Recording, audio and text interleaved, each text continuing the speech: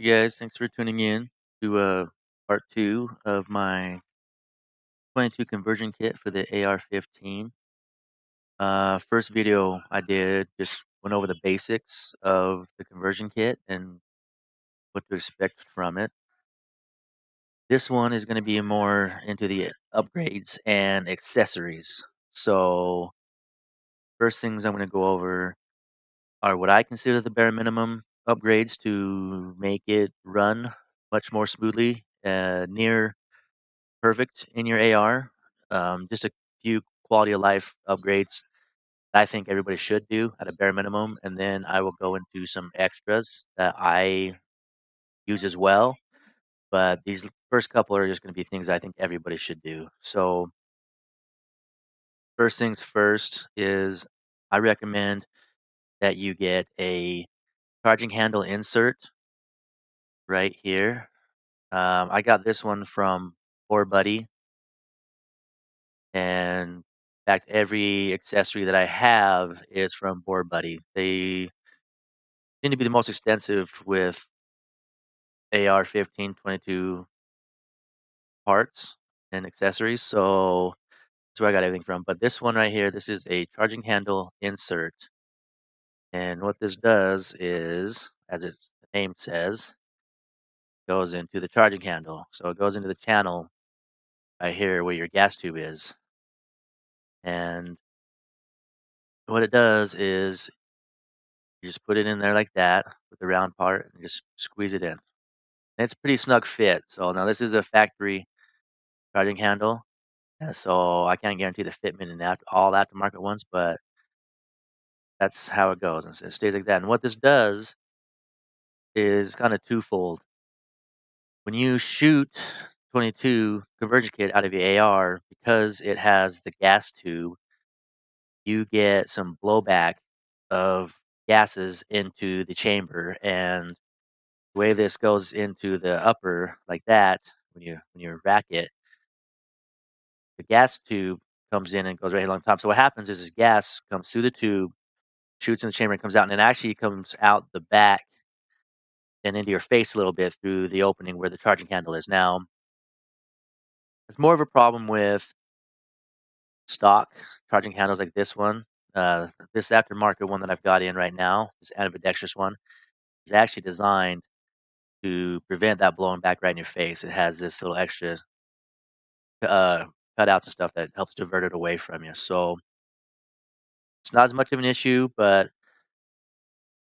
it still can happen, especially on the stock ones, like I said. But the second thing, the reason why you should buy it, use it, is you can get stovepiping fairly easy in this receiver because the 22 bullet, the 22LR, is exactly small enough that I got one right here to show you. It is small enough to go inside of there. As you can see, as it sits on there. So what can happen is when you're firing it, casing will bounce, and sometimes when it gets extracted, it will go up and get into there. And I know that because I experienced that my first time out shooting, and so it didn't happen every time, but it happened often enough to make it annoying because it can actually make it to where you have to break down the AR, pull out the version kit, get it out, then put it back in. This this insert, that's completely eliminated. You don't even have to worry about the stovepiping ever again, and you got the added benefit of not getting the exhaust gas in your face out the back where the charging handle comes out right here. So, number one, very easy upgrade that I consider required is the charging handle insert. That'll make it just run that much more smoother, no stovepipes or anything. So, there's the first one. Now, the second issue, and this really kind of depends more on type of ammunition you shoot. If you're shooting high velocity 22s, you're going to have more of an issue with bolt bounce than you do with subsonics, let's say. So, the next upgrade I would recommend is a weight. Now, again, this is from Board Buddy, and all this does is inserts onto the backside of the conversion kit, like that. Then when you put it in, you just hold it, and it goes in just like that. And as you see, you can see a little back end right there, and that does wonders for keeping bolt bounce from happening because all you're doing is adding mass to the bolt. So let me go ahead and close this, and I'll show you when it goes back. It's just like that. And that slam shut just helps keep it forward. And that's the other thing I experienced was light strikes on my follow-up shots. Now, the reason why I did this upgrade second compared to the insert is if you don't shoot your 22 very fast, you do a shot, wait to acquire target, shoot. Light strike isn't really an issue because the bolt is closed again by the time you go to fire again. But you try to do quick follow-up shots, you can have a tendency for light strikes. So this weight helps keep the bolt closed so you don't have that. Now, depending on what you want to do and how extensive you want to get into it, you can leave it at just that. And I would consider the gun to run much better like that. However, I went one additional step past this to ensure reliability and adjustability in my setup, and that was actually with the replacement spring for the weight, for the buffer, for the bolt, I mean. So right here on the back, you've got this spring. See, and that pops out pretty easy, but it stays in there when it's in the gun. So right here, get a replacement spring for that. This is a higher tension one. Board Buddy has these, and they come in kits of 3. You've got basically what you consider the stock weight, which is the yellow in their weight sting. You can see right there, it's marked with a little bit of yellow on the middle of the spring. That's a 4-pound spring.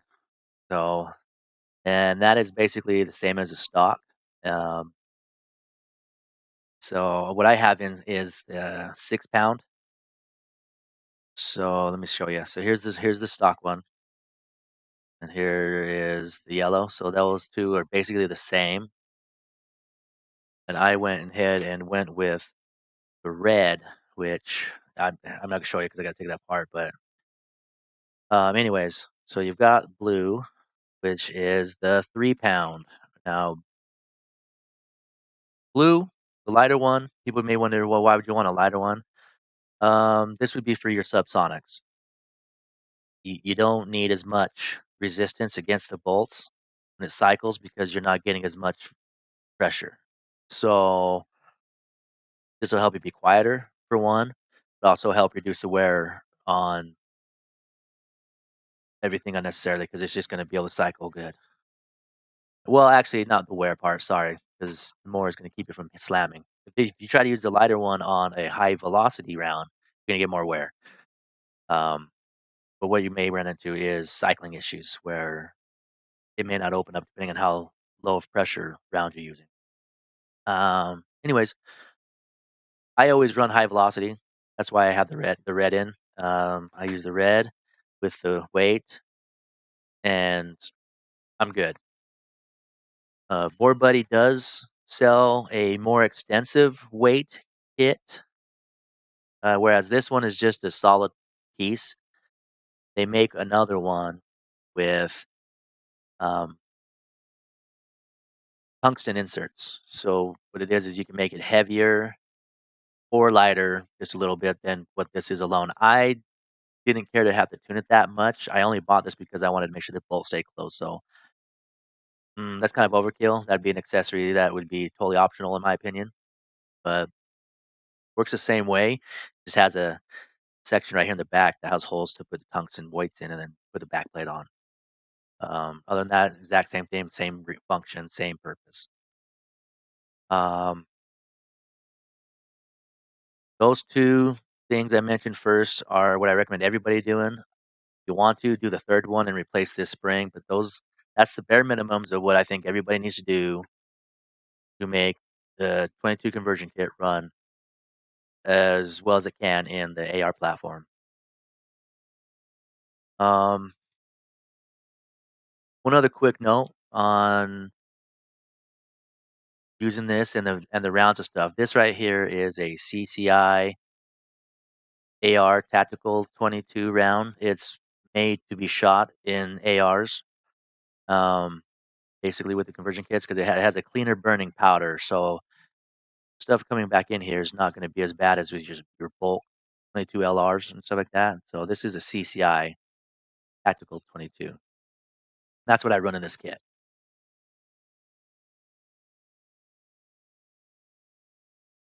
One other thing that I would recommend at least having a backup of, so that is totally optional as well, is this is the Board Buddy firing pin.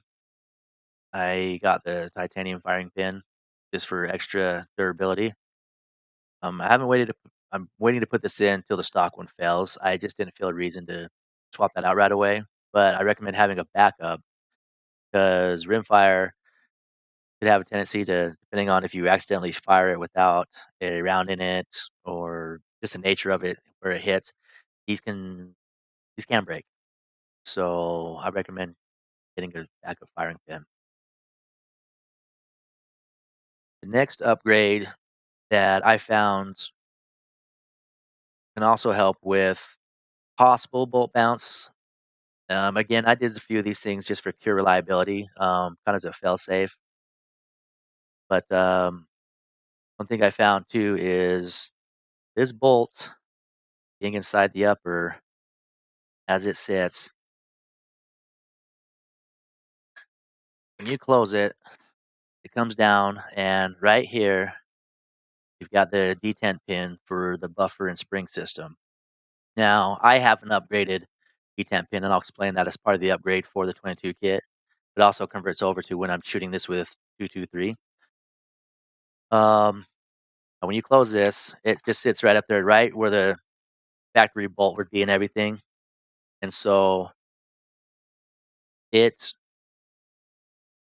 sits right there. And as you fire, the whole system, because of where it sits, wants to slightly come back. And it's relying on the buffer and spring system to stay there, like I said in the basics video. Um, but what I found is, and Board Buddy actually has a video on YouTube and their website showing what happens is this fires, it wants to just ever so slightly come back, like, I mean, like, just a little bit like that, and you can see it just shake a little bit when you fire, so, again, especially high velocity rounds. What I ended up doing is I have an offset detent pin, and what that does is it allows the buffer itself to sit slightly forward, just a little bit, and what that does is when you close the upper to the lower, it's putting a little bit of tension on the back of the bolts to keep it pressed up into the chamber. That little bit of pressure helps keep it from bouncing because on the stock detent, when it comes down, it just sits there perfectly. So there's no tension on there till after it's fired, and then it starts to have that little tension. So the spring and buffer are having to start applying tension after the round has been fired. Whereas with the offset, you're already having the tension put on the backside of the bolt and keeping it up in there. So I chose to go the offset detent route because Board Buddy again also sells this right here, which is the buffer plug. And this is the same purpose as the offset that I just said, is this puts pressure on the back side right here like that. Goes inside the tube and it pushes on the back side to keep that pressure, so keep this bolts up in the chamber. Now, there was a couple reasons why I didn't want to use this anymore. I did have this originally in my kit. Is one, taking it apart was kind of a pain in the butt because, at least my experience, when I took it apart, for some reason, even if because this thing has these notches, okay? So what you do, so you got this cross sectional right here and this undergroove notch right here. Well, that notch is where the detent pin goes when you install it. And you twist it when it's in there, and then you rest the detent on that section. So it goes in like this, and you twist it, and it sits there like that. Okay.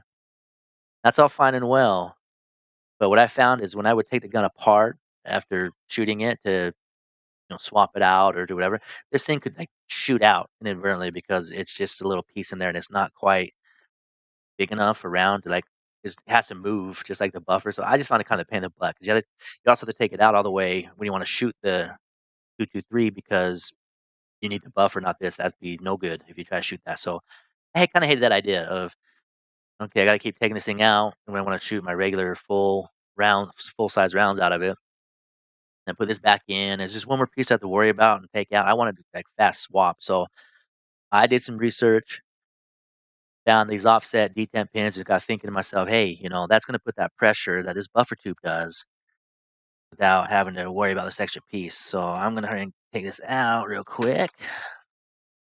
But anyways, so that offset detent pin does exactly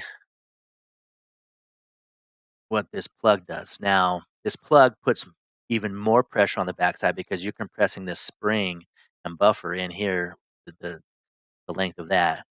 Whereas I'm actually slightly releasing the tension off of that buffer, but getting that tension on the back of the bolt because it's coming forward a little bit and pressing against this right away. So to me, it's a kind of a double positive where I get the benefits of this, plus I'm not getting the compression wear on my buffer and spring having to be extra compressed because of this. So things to consider. This is good. It'll work, but you're compressing your spring and buffer in here, and I didn't like that idea. Plus, a fast swap. This is truly a take out the bolt, throw in your full size bolt carrier group, and start rocking with the 223. Whereas this in, you got to hurry and oh, hold on, I got to pop this out and go because the other upgrades are within the charging handle. Okay, sorry. Let me one quick note. If you do use the insert, I recommend using a second charging handle because this is a little bit of a pain in the butt to dig out after put it in. You got to use a knife or something real quick and get in there and pop it out. Um, I'm left-handed, so bought a ambidextrous charging handle anyways to be a replacement. But I figured, hey, I'll keep this for the actual kit because when I take out the 22 conversion bolt, I can just pull this out with it and throw my other bolt in with it. So I actually recommend for ease of use a separate charging handle with the insert just staying in instead of taking in and out all the time. So it'd be much quicker and easier. Just leave it as a dedicated charging handle. Okay. What else was there to go over? I guess let's go over the mag accessory. The reason why I'm doing this kind of last is I don't actually have one of these, so I can't show you visually, but I'm just going to talk about it real quick. Is the mag the bolt catch for the conversion kit? All right. Now I already showed you in the last video how stock CMMG mag will do a last round hold open when it's empty because of the follower. It acts as the bolt catch, and when you drop it, it just drops. And I showed you also that the Smith& Wesson does not. Now, there's a solution out there, and they actually make 2 variants. They make one for CMMG, and they make one for the Smith& Wesson mags. Is AR Catch 22, the company AR Catch 22 makes a bolt catch adapter, bolt release adapter, whichever you wanna call it, for right here. Uh, that bad boy right there. I've got a modified one. I've got a Troy Industries, uh, ambidextrous hold because I'm left-handed. But anyways, takes care of this part right here, and it fits over it. And what that does is it allows on the Smith& Wesson mags, it allows the tab back here, which is made for it on the stock rifle, the Smith& Wesson M&P 1522. That would work on the factory bolt hold open. the adapter from AR-22 for the conversion kits for the again, you gotta specify this mags or the CMMG mags, but it'll use this on this one, and it'll use, um, I believe it's the bolt, not this. It uses the regular bolt like a regular AR would on the 223. Catch 'em, and it allows full functionality like a regular AR where you have last bolt hold open for empty mags. You can pull it back and lock it. Um, now I didn't bother getting one of those because that was one more piece that when I converted back to 223, I was gonna have to hurry and pop off of the bolt release. So I didn't want to care about that because this got the last round hold open with the mag, so I can easily look and see that it's empty. Then this one, even though it doesn't do a hold open, you can visually kind of see where you're at, and then you can just assume when you're getting up to here and it's going in the mag, oh, I'm empty, and then pull it out.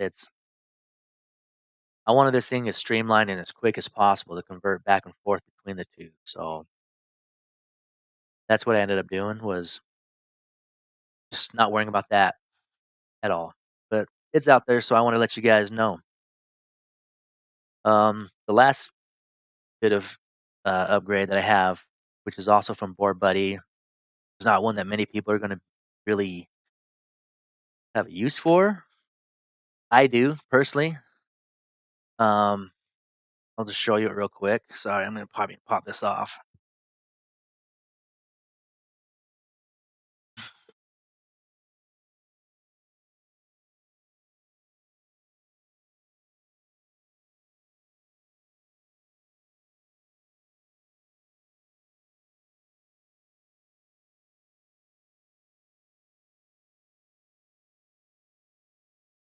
All right, folks. Just grabbing my other lower to show you what the last upgrade's for. That's on the see on the video on the table.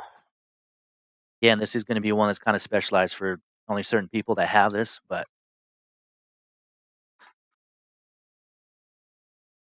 okay. So this last upgrade is a trip for the 22 conversion kit to go with my forced reset trigger. What this does is activates it back here. I'm just going to show you that quickly. I got some plans to go shoot this shortly. The ranges are just opening up here where I'm at. They've been closed because of the heavy snowfall this year still. So hopefully in the next couple weeks, I will be doing a update on this bad boy. And we'll go from there on that. But uh, that's basically it as far as the upgrades and accessories for the 22 conversion kit that I have personally and that I have dealt with. Now, I did mention, and the reason why I didn't mention it in this video is you do have from Core Buddy and stuff. You also have the buffer insert, the full buffer insert for dedicated 22s. But you're not going to plan on having any kind of buffer system in there, but you're using AR-15 parts. They do sell those too, but I kind of covered that in the first video, so that's why I didn't worry about that. But anyways, thanks for watching my video. I really appreciate the views I've gotten on the first one. I've got some plans this year to do some videos on a number of different rifles and handguns and things like that. We'll get some videos up at the range this year and go over my upgrades and stuff I've done on my own AR and stuff, including this lovely trigger right here. So thanks for tuning in, guys. We really appreciate it, and we'll see you next time.